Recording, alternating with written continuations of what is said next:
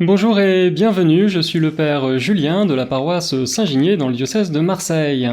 Nous allons réfléchir sur l'évangile de ce dimanche 20 septembre 2020, 25e semaine du temps ordinaire, et nous lisons les versets 1 à 16 du chapitre 20 de l'évangile selon saint Matthieu. En ce temps-là, Jésus disait cette parabole à ses disciples. Le royaume des cieux est comparable au maître d'un domaine qui sortit dès le matin afin d'embaucher des ouvriers pour sa vigne. Il se mit d'accord avec eux sur le salaire de la journée, 1 denier, c'est-à-dire 1 pièce d'argent, et il les envoya à sa vigne. Sorti vers 9 heures, il en vit d'autres qui étaient là sur la place, sans rien faire. Et à ceux-là, il dit, « Allez à ma vigne, vous aussi, et je vous donnerai ce qui est juste. » Ils y allèrent. Il sortit de nouveau vers midi, puis vers 3 heures, et fit de même vers 5 heures. Il sortit, en trouva d'autres qui étaient là, et leur dit, « Pourquoi êtes-vous restés là toute la journée sans rien faire ?»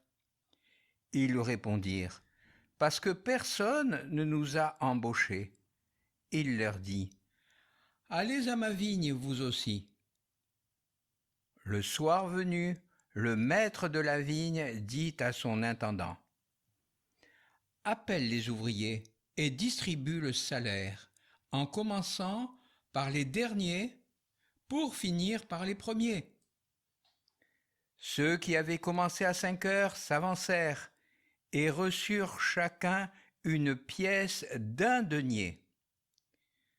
Quand vint le tour des premiers, ils pensaient recevoir davantage, mais ils reçurent eux aussi chacun 1 pièce d'1 denier. En la recevant, ils récriminèrent contre le maître du domaine.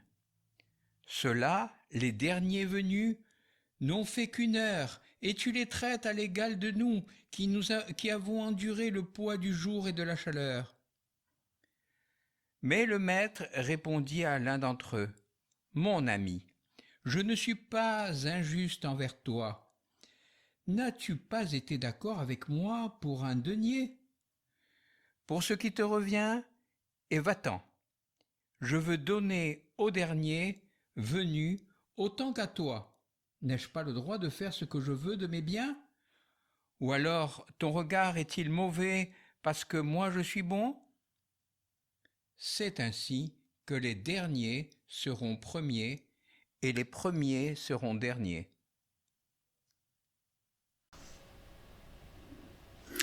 Un denier, c'est 1 pièce d'argent, c'est ce qu'il fallait à l'époque pour nourrir sa famille pour la journée. Et pour comprendre ce passage, truffé d'indications temporelles, il faut savoir comment le temps était mesuré en Palestine au 1er siècle de notre ère. La journée commençait à 6 heures et se terminait à 18 heures. Après 18 heures, on passait au lendemain. La nuit, on ne comptait pas les heures, mais les quarts. Le maître du domaine embauche donc tout au long de la journée, en commençant à 6 heures du matin. Les derniers sont embauchés à 17 heures. Ce sont les ouvriers de la 11e heure. Certains ont donc travaillé 12 heures, 1 journée entière, accroupis au pied des ceps de vigne. Ça devait être vraiment un travail éreintant. À la fin de la journée, le maître du domaine rassemble tous les ouvriers et les met en file les uns derrière les autres. Et la distribution commence par les derniers venus, ceux qui n'ont fait qu'1 seule heure. Imaginez la surprise et la joie des ouvriers de la première heure. Ils ont dû se dire « Waouh, super, eux, ils ont reçu 1 pièce pour avoir travaillé 1 heure. Nous allons être payés autant de deniers que nous avons travaillé d'heures. » Faites le calcul, 12 heures, 12 deniers. Ça correspond à 2 semaines de travail. Quelle générosité! Eh bien non, les ouvriers qui ont travaillé 2 heures reçoivent le même salaire, 1 denier. 3 heures, 1 denier aussi. Alors, ils se disent entre eux, ok, ils nous rémunèrent par tranche de 3 heures. Passer 3 heures, c'est 2 deniers. Mais non, nouvelle déception. Ensuite, ils arrivent à se convaincre que c'est un travail à la demi-journée. Mais non, et là c'est la stupeur, ils se sont fait avoir, ils ont travaillé pour rien. En fait, ils n'arrivent pas à imaginer que l'employeur ne tienne pas compte du travail fourni. Parce qu'ici, employeur et employé sont sur deux logiques économiques radicalement différentes. Il y a la logique des ouvriers de la première heure pour lesquels le salaire doit être fonction du travail fourni, travailler plus pour gagner plus. Et il y a la logique du maître du domaine, la logique de l'alliance biblique. Dieu ne nous comble pas en fonction de nos mérites, mais il pourvoit à nos besoins, comme durant l'Exode avec la manne. Comment réagissaient les Hébreux ? Eh bien, ils récriminaient contre Dieu et contre Moïse, exactement comme ici dans l'Évangile, où les ouvriers de la première heure murmurent contre le maître du domaine en recevant leur paye. L'air sombre, la mine renfrognée, les ouvriers de la première heure empochent leur denier sans dire un mot, et ils vont rentrer chez eux en se jurant de ne pas se faire avoir le lendemain. Faire ça aujourd'hui, eh bien, ça serait aller au-devant d'une grogne sociale sans précédent, et ça serait aussi contre-productif. Cet employeur ne trouverait personne à embaucher le jour suivant à 6h du matin. Aujourd'hui, nous allons donc parler du mérite et de la grâce, deux logiques irréconciliables dans la parabole que nous venons d'entendre. La notion de mérite est solidement ancrée en nous. La publicité l'a si bien compris qu'elle nous rabâche à longueur de journée que nous méritons de nous acheter cette voiture ou cette nouvelle maison. Vous méritez ce style de vie, vous méritez ce shampoing, ce cosmétique d'une marque prestigieuse. Pourquoi ? Parce que vous le valez bien. Vous le méritez. Achète, tu l'as bien mérité. Et là, si votre raison avait placé un dernier verrou, la notion de mérite finit par le faire sauter. L'idée de mérite fait le succès de tous ces slogans publicitaires parce qu'ils font appel à des désirs vraiment fondamentaux en nous, comme le besoin de reconnaissance et d'estime de soi. Dans notre société de consommation, où règne l'individualisme, le mérite finit par imprégner toute notre vie, même nos relations familiales. Je pense à ces petits-enfants qui ne vont plus voir leurs grands-parents, parce qu'ils n'ont pas été aussi généreux que les années précédentes, ou à ces amants déçus, parce que le bijou offert n'a pas comblé leurs attentes. Dès que l'idée de mérite et de donnant-donnant pointe son nez, eh bien, c'en est fini de l'amour. Eh bien, il arrive aussi aux disciples de verser dans le donnant-donnant, dans le mérite. Pierre, dans le passage qui précède immédiatement notre évangile, pense mériter quelque chose, parce qu'il a suivi Jésus. En Matthieu 19, verset 27, il dit en effet à Jésus, « Voici que nous avons tout quitté pour te suivre, quelle sera donc notre part ? Qu'est-ce que nous avons mérité en quittant notre ancienne vie pour te suivre ?» Et Jésus répond en promettant le royaume de Dieu, mais il dit aussi, attention, beaucoup de premiers seront derniers, beaucoup de derniers seront premiers.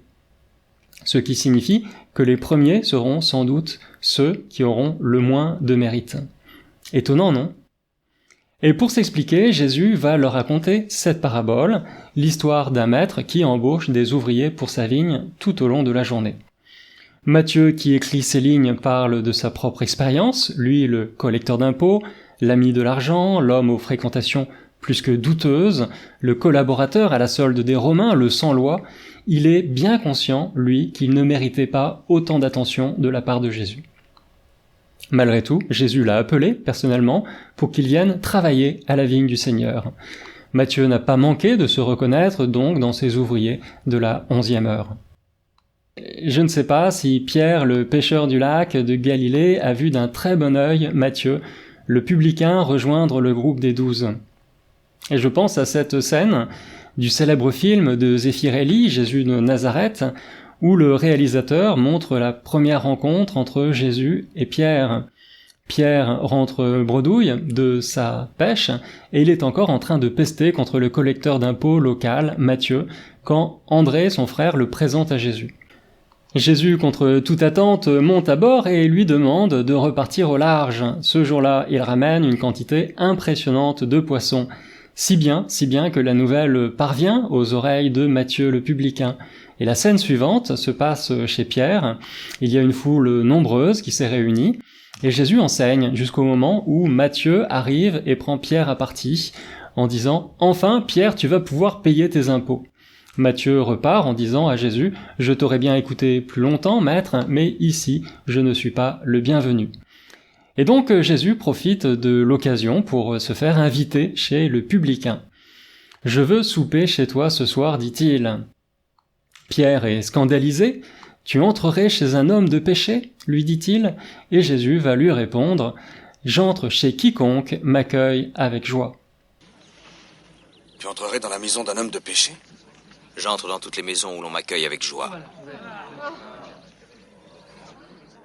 Belle réponse, puisque, effectivement, le royaume de Dieu ne se conquiert pas par la force et par le mérite, mais il se reçoit dans la joie. Il s'agit de le recevoir comme de petits enfants. Jésus déclare en effet, en Matthieu, chapitre 18, verset 3, « Amen, je vous le dis, si vous ne changez pas pour devenir comme des enfants, vous n'entrerez pas dans le royaume des cieux. » Après s'être emporté, Pierre accepte de franchir le seuil de la maison de Matthieu et va se réconcilier avec lui. Très belle scène imaginée par le réalisateur Zeffirelli qui montre ces deux logiques en action, le mérite et la grâce. Faisons confiance au maître du domaine, le Seigneur a manifesté sa miséricorde à l'égard de celui-là, il l'a comblé de ses dons, que le nom du Seigneur soit béni. Il ne faut pas le regarder d'un œil jaloux, mais se réjouir au contraire de son bonheur. Ça n'est pas une injustice, mais un signe de la puissance de Dieu. Les ouvriers de la 11e heure pensaient avoir peut-être perdu une journée de travail, ils se croyaient peut-être au-delà de toute rédemption, parce qu'ils n'avaient rien à faire valoir devant le Seigneur, mais Jésus les a rejoints.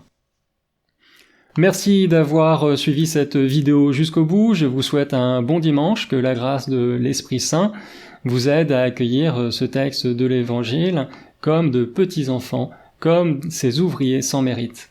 Si ce n'est pas déjà fait, pensez à vous abonner, nous publions une méditation par semaine sur les textes du dimanche suivant. Et je vous dis à bientôt.